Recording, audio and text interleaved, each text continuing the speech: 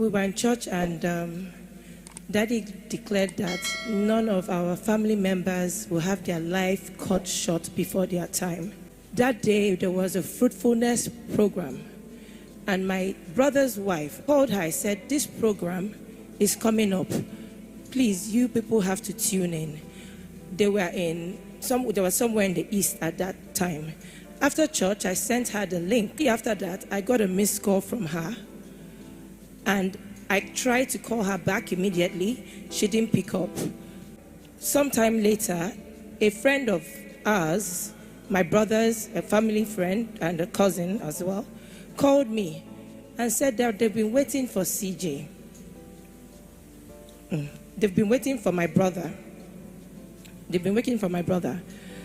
And she said that the plane that she was supposed to take to Lagos has left the airport and landed in Lagos, and nobody has heard from them. Plane that she was meant to take from the east to Lagos had landed in Lagos, and nobody has heard from them. So he said he has called the driver's phone and it's not going. So I hung up immediately and I called his MOPO, police officer, the one I have his number. And I said to him, he answered, Auntie, I did bush. We were attacked. I said, I don't understand. He said, Auntie, I did bush. We were attacked. I said, where is my brother? Where is his wife? I don't know, Auntie. I don't know. I did bush. So I hung up immediately. And I called Daddy. I didn't call him, sorry. I sent him a message and I just said, emergency. And Daddy called. I couldn't put my words together. The line cut off. He called back. And I said, it looks like my brother has been attacked and we cannot find him. No one has heard from him. And his mopo is in the bush running. And Daddy started to pray. And he said he will be found that day. I called my mom immediately and said, Mommy, come to my house. My mom lives close to me. I couldn't tell her anything. And then I went to my room and I started to scream, Jesus, on just for as long as I could remember. As soon as my mom got to the house, I said, this is what has happened to my brother. I said, let's go to church. I don't know what else to do. At this point, I cannot think of anything else but to come to Dunamis. So we immediately, just like a mad person, I don't even know how they let me in the first place, got to Dunamis, and we just came to the altar and just lay down for like 2 minutes.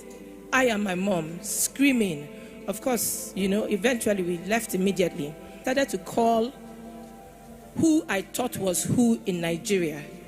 I called DSS, I called SSS, I called NIA, I called generals in the army. I said, I tried to explain everything. Eventually, somebody gave me the police, the head of the police, in the area where they were captured. And I called him. And I said, my brother and his wife, we can't fight them. They were in an attack today. And the policeman told me, Madam, he said, what is the location? As soon as I gave him the location, he said, Madam, we don't go there. Madam, we don't go there. That is security of the country. There is a place where we cannot go. When I hung up with him, I realized that this is not because we had been calling people to track their phones, see their numbers. Let's see how we can get to them. So I realized it's not a situation of getting to them. They know where they are. So these people are not your regular kidnappers. So immediately I got the phone. I also sent Daddy a text, with updating him on what was going on.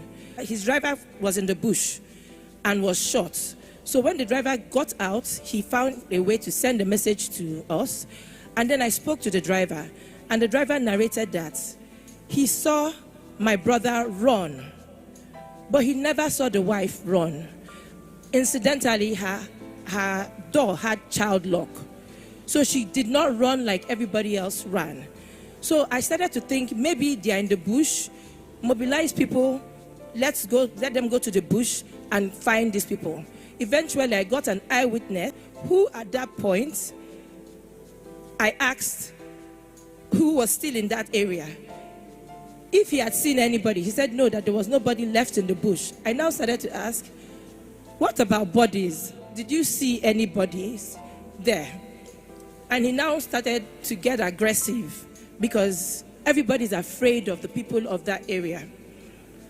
So when I hung up, I started to call all the security forces that I had called. And I told them to back down. Nobody should attack. Nobody should go near there. Nobody should. Because at this point, I knew that only God can save my brother and his wife. Called everybody, even the army general. Please, if you have called anybody to go to that place, please tell them to stand down. Thank you so much for coming, responding to us as quickly, but please stand down. I sent him, Daddy now sent another message and said, how far? I updated him. He said, you will soon hear from them. Ola, you will soon hear from them. The prophetic is superior to the diabolic. Is superior to the diabolic. Is superior. Is superior. When the system and the law of the land fails, what we need is solid prophetic mantle. Because if you wait for this system, you just waste for nothing. On Sunday, a week ago, we had gone to the east for a burial, and we're returning back to Lagos on Sunday. So my husband was going to drop me at the airport. We were with two cars. One was the Prado, where my husband and I were inside with the driver, and in front was a Hilux escort car with 3 mopos and a driver. You understand? If people with 3 mopos and a driver will not escape, then what happens to ordinary people? Did you hear what I'm saying? 3 mopos fully loaded with AK-47. So I remember that Balum had told me about a service that she wanted me to watch. She told me it's after service, so it starts by 11. I now tried to make an excuse that I won't be at home, I'm going to be on the road, but I'll try to tune into the Dunamis service by 11. So we left the house around, let's say 10, because my flight was for 1 o'clock. On the way, I realized it was past 11. I now called her and said, we have service on the road. What about the service? Send me the link so I can tune in live.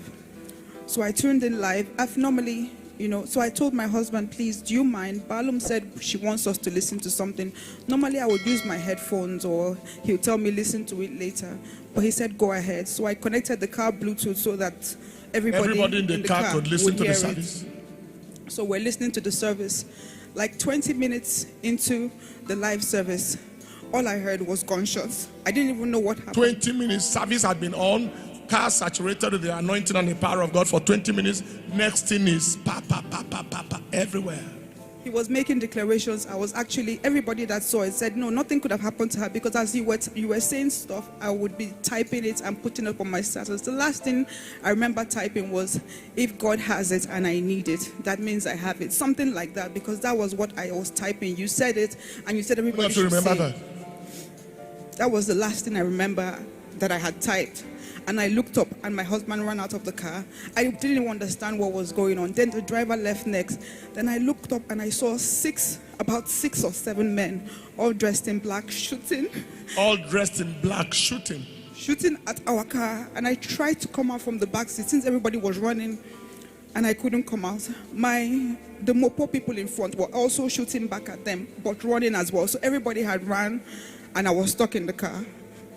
I didn't know what to do. I just was screaming. I just bent down because it was like they were blasting the car. I thought it was fireworks. It looked like fireworks.